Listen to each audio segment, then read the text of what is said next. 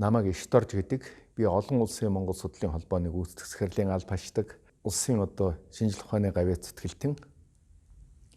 За энэ өнөөдөр улсын номын санд хадгалагдж байгаа халахын үүсэн дээрх бичгүүдийн тухай яриач хэлсэн. Тэгэхээр номын сан болвол эртний их хөв соёлтой 100 жилийн түүхтэй их том байгууллага, энд маш ховор сурвалжчгүүд олноороо байдаг. Энд ажилддаг улсууд бол их энерги сайтай гэх юм уу, их цагаан сайхан номын цагаан буян шингэсэн сайхан улсууд ажилддаг юм аа. Энэ номын сан гэдэг чинь ер нь хүний бодлыг бичгээр юм уу бусад янз бүрийн юм тэмдэглэж үлдээсэн хосхоо түүхэн үнд турсгал судалгааны ажлын бааз болдог. Ийм учраас би улсын нийтийн номын санд залуу цагаас олон жилээр сууж байсан болохоор их хайртай байдаг юм аа. За тэгээд энэ үүсэн дээрх бичгүүд гэдгийг анх 1970 онд Орос Монголын хамтарсан экспертиз олсон. За энд Монголын талаас академич хөдөө авахтаа амьтны Перле бас ханцран доктор явсан гэдгийг, Оросын талаас Шавкунов гээд хүмүүс харавхын балгаснаас олсон. За 1972 онд шинжлэх ухааны амьдрал сэтгүүлд анх удаа Перле энэ олон үүсэн бичгүүдийн тухай мэдээлэл хийсэн. Тэгээд ер нь дэлхийд дахинд их нэрд гарсан. Тэгэхдээ энэ халахын үүсэн дээрх бичгүүд бол ер нь тэр чигээрээ шороотоо бүхлээрээ тийм уутанд хийж ирсэн. Зарим нэг нь мэдэгдэх төдий юу байгааг нь мэдэгдэхгүй тийм зүйлүүд байсан юм аа. За тэгээд энийг 1990-ад оны ихээр Германы эрдэмтдтэй тохиролцож академич Бера, Германы эрдэмтэн Вольтер Хайсек, Клаус Загастер бид нар сууж байж гэрээ хэлэлцээр хийж анх Герман улсад Германы гадаад явдлын яамны хөрөнгөөр сэргээхээр тохиролцсон. Энд бол маш хэмнэн орсон. Энэ халахын үүсэн бичгүүд тэнд байхдаа зөвхөн тэр хадгаламжийн газрын даатгал нь бол сая D-маркийн даатгалтай байсан юм байна. Тэгэхээр энд Германы ард түмэн онцгой их анхаарал тавьсан, Германы нэртэй монголч эрдэмт онцгой их анхаарал тавьсан. Энэ жихэн юу байгаагийн тэр болгон нарийн мэдэхгүй байсан. За эхний хэсэгт нь бол мэдээж хуулийн хэсгүүд байна гэж үзэжсэн. Ерөнхийдөө энэ их олон хуудастай энэ хоёр номон дотор бүгдээрээ багтсан байгаа. За энд тайлбарыг хийсэн байгаа. За нөгөө талаар энэ үүсэн бичгүүдийг энэ улсын нийтийн номын сан шинжлэх ухааны академийн төвхөн хүрээндэнтэй хамтарч үүсэн бичгүүдийн хэвлж үлдээсэн байна. За энэ үүсэн дээрх бичгүүд бол Монголд эртнийх уламжилтаа та бүгд сайн мэдж байгаа Алтан ордны үүсэн дээрх бичиг гэж байдаг. Хамгийн анхны олдсон бичиг нь бол Алтан ордны үүсэн дээрх бичиг. За энэ бол 7-800 жил болж байгаа бичиг. За энэ бичгийн гол агуулга нь бол ээж хүү хоёр хоорондоо бие биенээ санан дурсаж бие биенийг магтан дуулсан гэх юм уу хайр сэтгэлээ хүүдээ хайр сэтгэлээ илэрхийлсэн, ээждээ хайр сэтгэлээ илэрхийлсэн алдартай бичиг байдаг. За дараагийн энэ бичиг гэвэл энэ Архангай аймгийн нэг сумын музейд энэ газрын шинжийн судар байгаа тэр 28 хуудастай тийм судар байдаг. За дараагийнх нь 1970 онд олдсон энэ үүсэн бичгүүд байгаамаа. За энэ үүсэн бичгүүд ерөнхийдөө дотор нэг 4 ангилж үзэж болно. За нэгэнт нь тэр бичиг үсэг заадаг цагаан толгоон хэсгүүд байдаг. Нөгөө талаар бол шашны олон янзын судрууд байдаг. Ялангуяа тэр зан үйлийн холбогдлолтой бөөгийн болоод зан үйлийн холбогдлолтой судрууд олон байдаг. Жишээ нь галын тахилгын судар ч юм уу, Гисэр хааны ерөөлч гэх юм уу, өрлгүүдийн ерөөлч гэх юм уу, тийм судрууд олон байдаг. За хамгийн гол зүйл нь бол халахын хууль зүйлийн бичгүүд байгаамаа. За энэ нэг 16 дугаар зууны сүүл үеэс 17 дугаар зууны ихэнх үе хүртэл 17 удаа халахын ноёд хуралдаж 17 хууль баталсны их нь энэ дотор үлдсэн юм аа.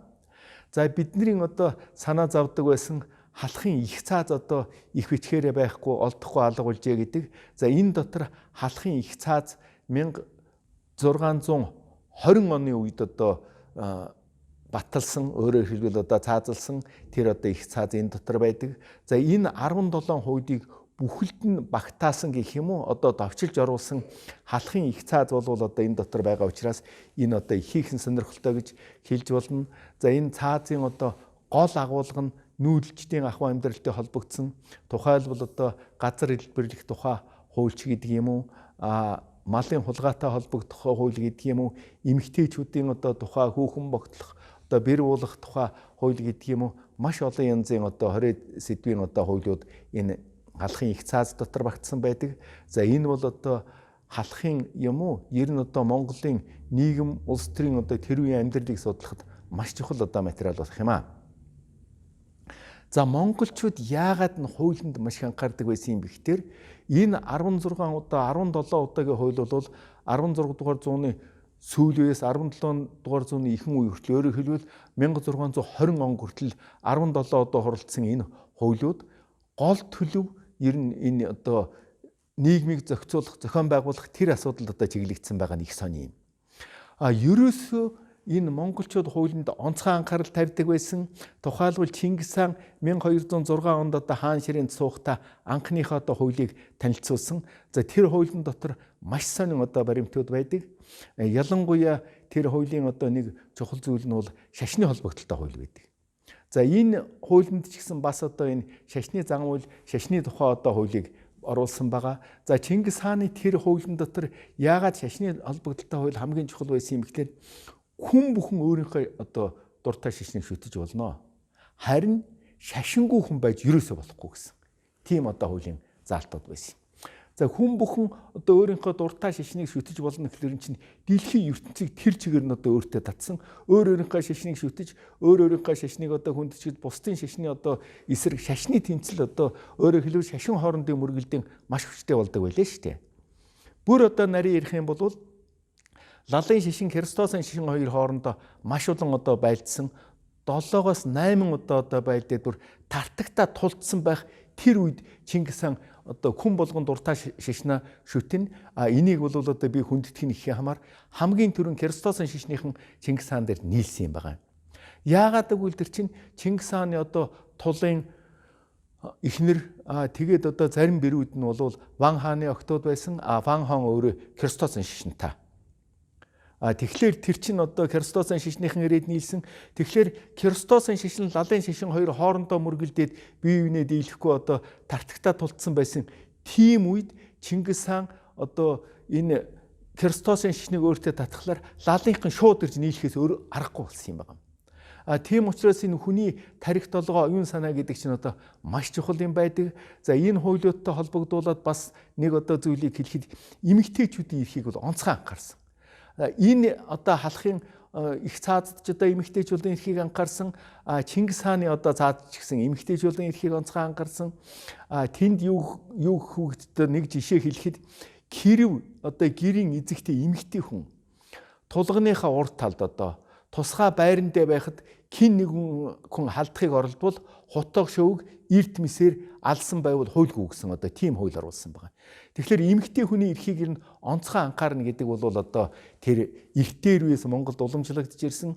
Одоо ч гэсэн Монгол нутагт одоо коммунизмын үе юм уу одоо тэр хэлдгээр эмэгтэй хүн эрийн боол гэрийн зарц байсан гэдэг бол үнэхээр худлаа зүйл юм аа.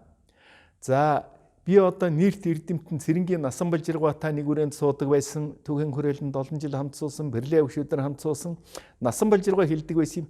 За иш дорж 3 зүйл Монголд огтудлаа юм шүү гэж. Нэг нь эмэгтэйч бол гэрийн бол эрийн зарц гэдэг худлаа. Хоёрт нь Монголын малын тоо байнга худлаа.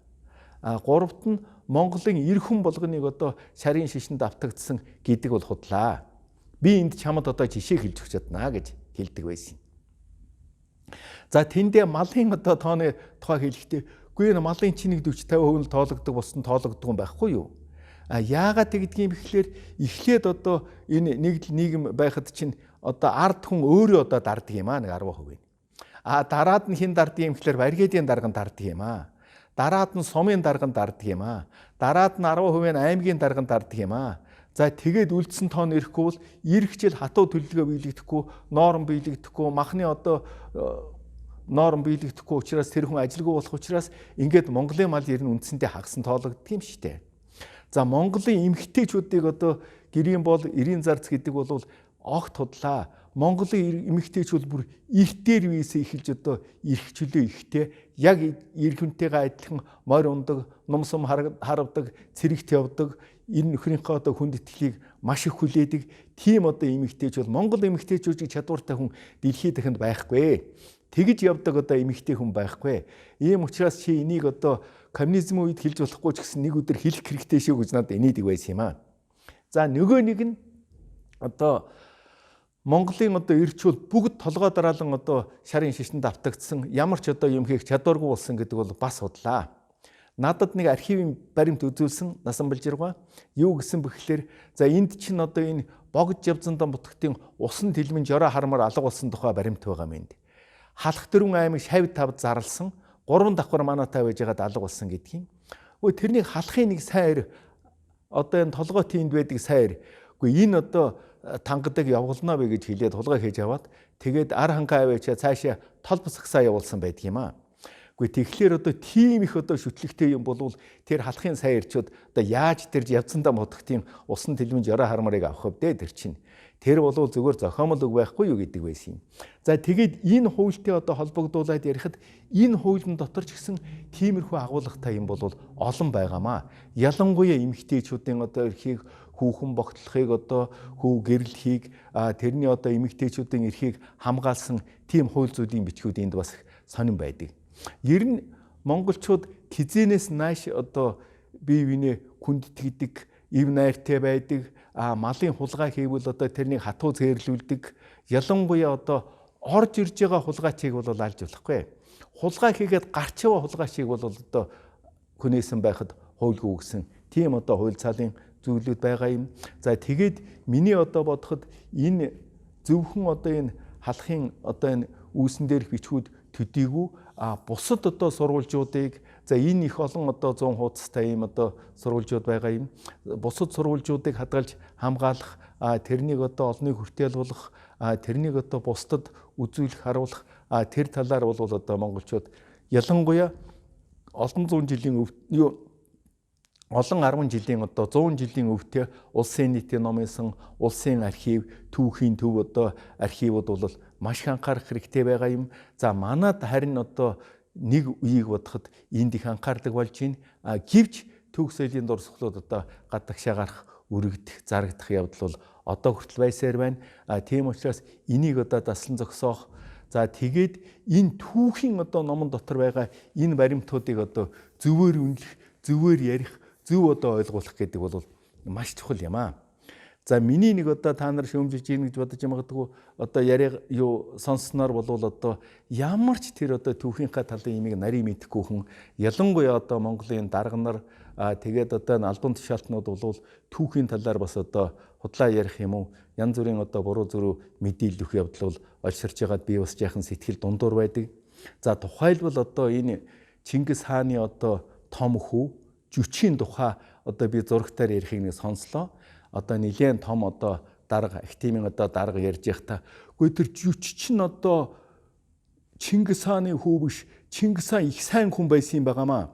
Яагаад гэвэл өөрийнхөө хүү биш хүнд одоо их сайн ханддаг байсан юм гэд тэгж судлаа ярьдгийг. Үгүй тэр жүч чинь яг Чингис хааны төрсөн хүн юм байхгүй юу? Тэр мэрэгдэд олзлогдохдоо нэг 5-6 сартаа жирэмсэн олзлогдсон юм байна. Тэгээ Ван хаанаас очиод одоо Чингис хаан би одоо ихнэр хүүхдээ алдлаа, мэрэгдэд алдлаа. Ихнэр хүүхдээ минь эргүүлж авч өгөөч гэсэн. Тэгэхээр тэр чи гидсэнд байсан хүүхдийн тухай одоо нууц товчонд маш тодорхой ярьсан юм байхгүй юу? Ер нь дэлхийн маш олон түүхчид Чингис хааны төрсөн хүн гэдгийг баталдаг юм. Жишээлбэл одоо 1710 онд нийтлэгдсэн Францад нийтлэгдсэн Чингис хааны түүхэн дотор Францын одоо тэр эрдэмтэн болвол Чингис хааны төрсөн хүн жүч мөн гэдгийг одоо баталсан хүн байгаа юм. Чингис хаан жүч хоёрын одоо хоорондын харьцаа муу байсан мэтэр бичдэг. Тэр бол одоо түүхэн үннээс гажуудсан зүйл юм аа. Чингис хаанаас хүүн одоо үндэ жүч бол 6 сарын өмнө нас барсан юм штэ. 1227 он Чингис хааны нас барахаас 6 сарын өмнө нас барсан. Тэгээд тэр хүүгийнхээ хүүд тэр нутгийн одоо батад өвлүүлж өгсөн юм байна. За нэг жишээ хэлэхэд энэ Тонкат гэдэг одоо энэ Дунд Таазыг эзлээд одоо манайхан Сартуул иргэн гэж ярьдаг Хорезмын хаан тулсыг эзлээд наашаа явж байхдаа Чингис хаан их одоо том хуримнаар хийсэн, бүх хүнийг өөртөөс өгдүүлсэн, тэрнийг одоо их зүгээр зохион байгуулсан. Тэгэхэд хамгийн түрүүн том хүүн гэж одоо жүч ирсэн. Жүч ирэхдээ 100 мянган адуу эцэгтэй бэлгэлсэн. Тэр 100 мянган адуун дотор 20 мянган ам цагаан хул адуу байсан. Тэр нь яагаад тэгж байгаа юм бэхтээ дээр үед ам цагаан хул морны одоо хүзүүг зэвд одоо харагдсан гэж өөрөөр хэлбэл ном сумд оногдсон гэж тэрний одоо дурсгал болгож аавда одоо хамгийн одоо их том бэлэг авцарж ийсэн одоо хамгийн хайртай хүн байсан юм аа. Яагаад жүчийг одоо нэг хүүхэд нь биш гэсэн тийм ойлголт гарсан юм гэхэлэр жүч цагаатаа хоёр хоорондоо хаан ширээ булаацалдах маягтай хэрэлдээд тэгээд чи бол одоо мэрэгдийн орхицс гэж хэлсэн юм байна. Тэгэхээр тэрний нь одоо чи бол мэрэгдийн хүү гэсэн утгаар ойлгоод энэ мэрэгдийн хүүхэд юм гэдгийг тийм хийсвэр одоо үзэл санаа бий болцсон юм байхгүй юу? Тэгвэл орхицс гэдэг чинь хүүхэд гэсэн үг биш шүү дээ. Чамайг мэрэгдүүлэх таяад явсан байгаа үстэй гэсэн утгатай юм шүү дээ. Тэр санаа нь бол. Тэгэхээр одоо энэ түүхэнд байгаа бас нэг одоо буруу зөрүү имийг ойлгуулахын тулд одоо маш чухал одоо судалгаа хийх хэрэгтэй. За энэ хуулиудыг чинь энэ 17 хуулийг чинь бол халахын ноёд 17 одоо хуралдахад дан халахын нэртэй ноёд Ахавиас жишээ нь одоо цогт тайж үзэн ноён гих мэтийн одоо улсууд оролцож хийсэн энэ одоо баталсан хуулиуд байгаа юм. За тэгээд ер нь одоо худлаа юм гэдэг бол одоо энэ түүхэнд яригдах юм бол маш одоо буруу зөрүү юм болдог. Би саяхан нэг одоо машины ариутгаар сонссон. Монголын эзэн төрний үед монголчууд 5 нийслэлтэй байсан гэж. Тэр шиг худлаа юм байхгүй. Тэгээ тэр хүн одоо хэлэхдээ Жүндүү гэж нэг нийслэлтэй байсан гин. Янжин гэж нэг нийслэлтэй байсан гин. Бээжин гэж нэг нийслэлтэй байсан гин. Шандуу гэж нэг нийслэлтэй байсан гэд. Тэгээд одоо нийслэлүүдийн тооцож байгаа юм. Тэр чинь нэг хотын 3 нэр байхгүй юу? Өөрөөр хэлбэл одоо Улаанбаатарыг даа хүрээч гэдэг юм уу, өргөөч гэдэг юм уу? Тэр чинь одоо төрүүчийн нэр нь болохоос биш Улаанбаатар одоо 3 нийслэл биш шүү дээ Улаанбаатар. Тэр Жүндүү гэдэг чинь Чингис хааныг эзлэхээс өмнө байсан нэр юм байгаа. Бээжингийн нэр шүү дээ. Чингис хаан эзэлж яваад Янжин гэдэг одоо Янцэн гэдэг нэртэй болгосон юм байгаа. Дараа нь Бээжин гэдэг нэртэй болгосон. Тэгэхээр тэр 3 хот гэж ойлгосон байна шүү дээ тэр чинь. Иймэрхүү одоо сул яриа юм уу одоо мэрэгжлийн бус хүмүүсийн одоо яриа энэ түүхэнд их яригдах юм бол манай одоо залуучуудын сэтгэл оюуныг одоо өөрчлөх, тэрнийг одоо буруугаар ойлгох, эх орноо буруу ойлгох тийм одоо юм бас гарч магадгүй юм байгаамаа. За тэгээд Монголын хуулиудын тухай би одоо төгсгөлд нь хэлэхэд Монголын хууль гэдэг чинь Монголыг хүн болгосон, Монголыг улс болгосон, ард түмнийг одоо зөв заманд нь оруулсан, дэлхийн нийтэд одоо Монголын хуулиуд одоо мөрдөгдсөн, ялангуяа Монголын эзэн төрний үеэс. За Монголын эзэн төрнийг бид Монголын даяар ертөнцийн их эзэн төрн гэж одоо нэрлэдэг. Энэ нь юу гэсэн юм бэхлээр хэдхэн жилийн дотор энэ ертөнцийг бүхэлд нь эзэлсэн тийм түүх дэлхийд ихэнд огт гараагүй юм. За Чингис хаанаас өмнө гэхэд одоо хамгийн түрүү ирвэл Александр Македонскийг ярьж болно. Александр Македонский гэдэг чинь Грекийн одоо Македоны муж нутгийн нэг 20 насныхаа үед одоо эзэн хаан болсон. Зөвхөн одоо Дунд Таазыг эзлээд энтгэгт хүрээд иргэсэн.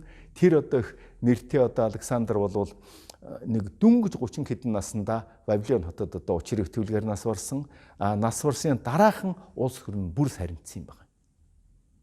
Тэгтэл Чингис хаан бол 70 гартлаа одоо улс орноо удирдаад тэрнээс хойш хэдэн 100 жил одоо Монголын эзэнт хөрөн оршин тогтносоор байсан юм аа. Тэгэхээр Монголын эзэнт хөрнийг оршин тогтносон мөхсөн үеийг одоо тэр 1368 он гэдэг жаахан алдаатай юм байна. Яагаад гэвэл Монголын эзэнт хөрөн 1368 онд одоо Бээжинг алдсан болохоос Монголын эзэнт хөрөн тэр жигтэй одоо нууцсан юм биш. Тэрнээс хойш 20 жил бол одоо Монголын эзэнт хөрөн эргээд одоо Бээжинг эзлэх тухай асуудал яриа тэр хоорондоо их тэмцэлдэжсэн. За тэрнээс хойш одоо Монголын эзэнт хөрний уламжилт гэх юм бол үнэндээ манжийн эзэнт хөрн гэдэг чинь одоо Монголын эзэнт хөрний нэг уламжилсан одоо хэсэг юм. Сүүлд нь одоо 100 гарын хаан тулс ч гэсэн одоо Монголын эзэнт хөрнийг уламжилсан хэсэг юм. Ингээд үзэхэд өнөөдөр ч гэсэн Монгол улс одоо Монголын эзэнт хөрний нэг одоо үргэлжил хэсэг юм шүү дээ энэ чинь. Хэрэв Монголын эзэнт гүрэн тийм их одоо том гүрэн байгаагүй бол өнөөдөр Монгол улс байгаа ч үлээгүй ч үлээ. Түүхийн давцнаас маш олон улс одоо алга болсон байдаг юм аа. Жишээ нь та бүгд мэдж байна. Чингис хаан чинь бол одоо Хятадыг 3 улс байхад нэгдсэн юм шүү дээ. Нэгт нь одоо Хятадын одоо ард талын хэсэг байсан, энийг Алтан улс гэдэг байсан.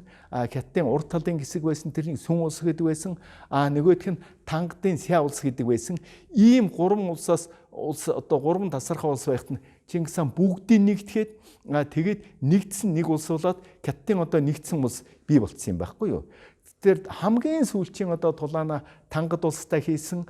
За хууль дөрмөө бол маш нарын баримталсан, цэргийн хуулийг зөрчсөдгүй, сахилга бат нь өндөр байсан учраас маш зовлонгүй ялна гэж мэдчихсэн. Тангадтай одоо байлдахдаа тэр 400 гаруй 500-аад хөлсний зэрэгтэй байсан.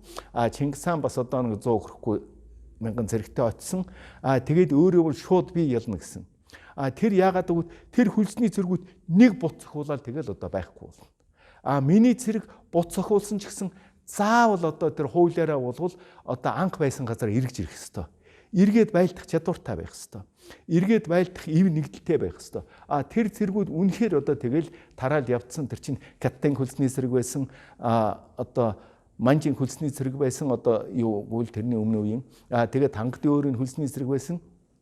Тэгэхээр энэ одоо монголчуудын энэ Монголын одоо хуулинд бичснээр энэ Удаадарагийн хуулинд бичснээр монголчуудын ялалт одоо юундаа байдаг байсан юм гэхээр нэг дугаарт одоо тэр үзэл санаандаа байдаг байсан, хоёр дугаарт тэр бодлын хүч нь байсан, гурав дугаарт одоо тэр тэнгэрийн үзэл гэх юм уу тэр үзлээс гадна сахилга батна байсан. Хууль дэг журам нь бол маш хатуу байсан.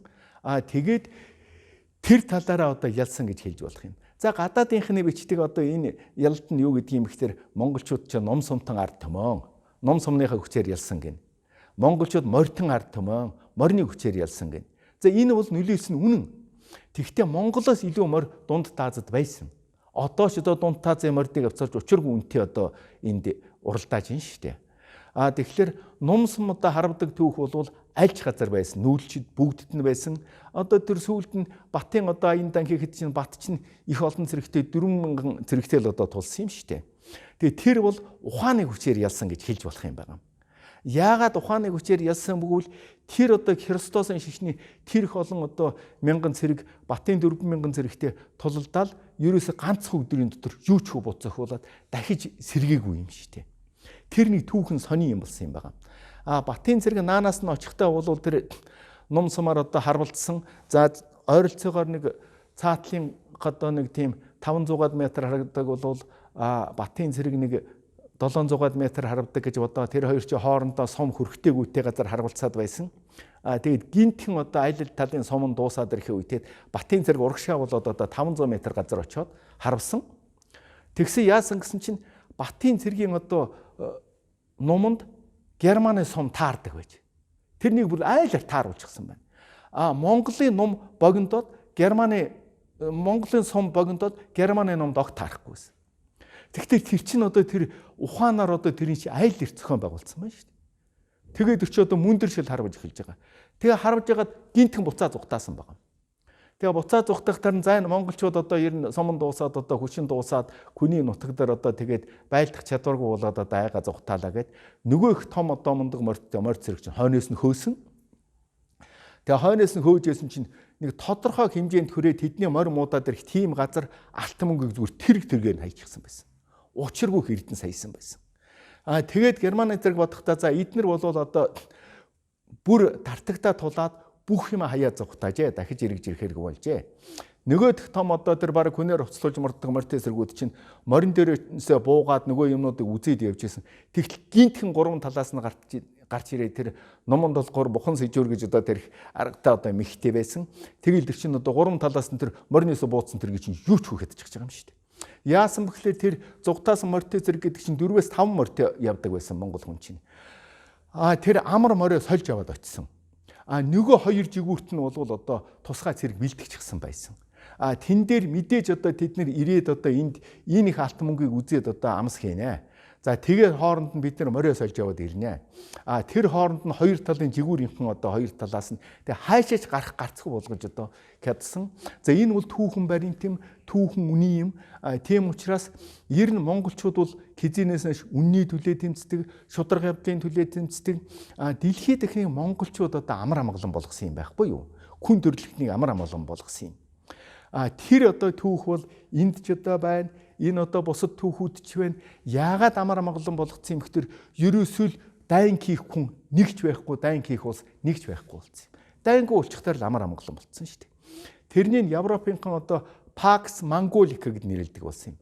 Pax гэдэг нь ямар утгатай юм бэ гэхээр тэр эртний Грекийн одоо охин тэнгэр байхгүй юу? Амар амгалангийн охин тэнгэр байхгүй юу? Одоогор бол инк тайвны охин тэнгэр юм. Тэгэхээр монголчууд бол дэлхийд дахинд одоо инк тайвны охин тэнгэр болсон одоо ард түмэн гэдэг утгыг бол Европынхан зөвшөөрсөн. За ер нь ч одоо монголчууд Чингис хааны зорилго ч гэсэн ерөөсөө бие бол үхэрчин одоо адуучинтайгаа адилхан хувцсан хүмүүстэйг, адилхан хоол иддэг. Хятадууд яагаад надад эзлэгдэчихвэл дэндүү одоо чамирхаж, дэндүү одоо өөрсдийгөө одоо баян тансаг байдалд оруулж тэгж одоо явснаас болсон. Би бол одоо цэрэг ирсийг үр хүүхдтэйгээ адилхан сандаг. Эрдэмтэй номтой хүнийг би ээж аавтайгаа юм уу ах дүүтэйгээ адилхан сандаг. Тийм учраас одоо миний цэрэг бол одоо хүчирхэг байдаг. Миний цэрэг бол тэнгэрийн их цэрэг. Тэнгэр байгаа цагт би байна. Тэнгэр байгаа цагт миний цэрэг байна. Хэрвээ тэнгэрийн их цэрэг ялагдах ч юм уу одоо амин эрсдлээ гэх юм болвол тэнгэрийн их судалтай хамгийн сайхан газар очих учраас тэр үрээс айх юм байхгүй. Тийм ч учраас одоо тэр нууц товчон энтерт хэлээд байгаа юм шүү дээ.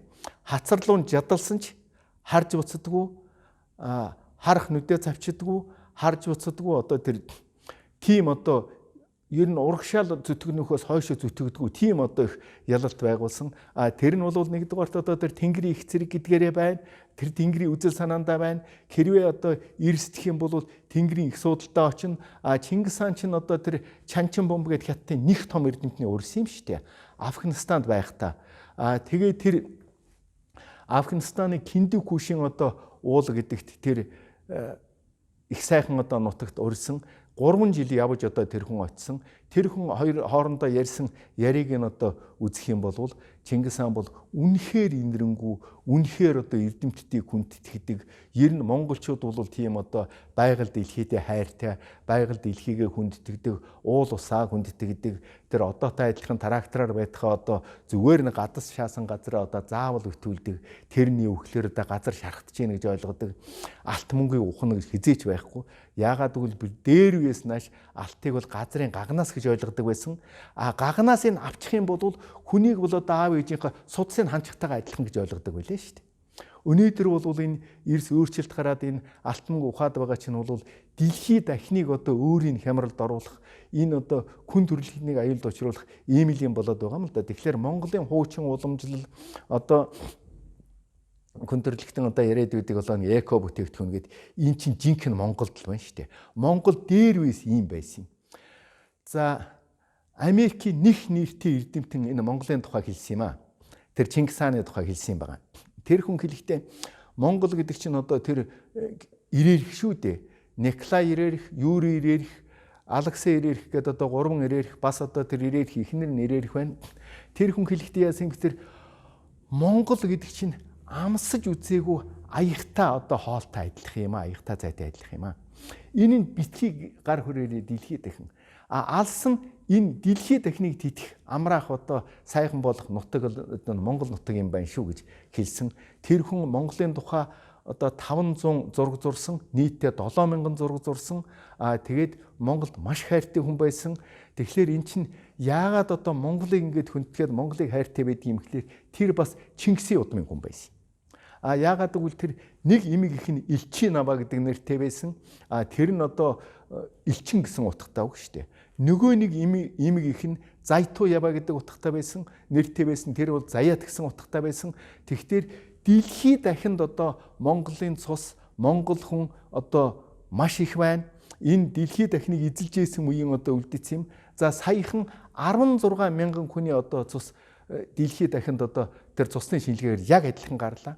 Тэгсэн тэр одоо шинжилж ийсэн хүн шууд л Чингис хаан гэж босоод ирсэн гэж байна. За тэр Жон Мэн одоо энэ тухайг тодорхой бичсэн. Тэгсэн тэр юу гэхээр одоо алтан ургийн цусны одоо улсууд байна гэж. Тэгэхээр Монголын алтан ураг одоо дэлхийд дахинд одоо ноёрхож байна. Хамгийн сүүлчийн одоо Монгол хаан 1924 онд одоо Узбекийн хаан байжгаад заслагдсан юм шүү дээ. Тэгэхээр Дундад Азийн бүх хаад чинь дандаа алтан ургийн хаад байсан юм. Октябрийн хувьсгалыг хүртэл ирэн үндсэндээ тийм байсан юм. Алдартай Төмөр хаан гэдэг чинь алтан эхийн талаас алтан ургийн хүн байсан юм байхгүй юу? Тийм учраас миний ард түмэн, миний одоо ах дүүнэр, өр хүүхдүүд, залуучууд энэ Монголынхаа түүхийг сайн ойлгоосай. Үүсэн номуудын одоо ийм номнуудыг одоо хайрлж хамгаалсан энэ одоо номын сан бол энерги ирч хүч нь одоо байжаасай. Энэ дотор ажилдаг улсуудын одоо ирч хүч улам их болж урт удаа наслаасай. За та бүгдээ сайн сайхныг хүсхийн зэрэгцээгээр би дэлхийд дахинд Монгол хүнх нэртэй зуутай юм шүү. Олон зуун жилийн түүхтэй юм шүү. Энэ түүхээ сайхан зөв ойлгоосоо битгий одоо буруу зөрүү янз бүрийн юм одоо ярьж одоо хамаагүй сэтгүүлчид одоо дарга нарыг яриулах дуртай юм, дарга нарт заримдаа худлаа ярих дуртай юм, тийм юм баг байгаасай гэж одоо сүулт нь хэлье гэсэн юм аа. За баярлалаа. Сайн сайхныг хүсэн ерөөе.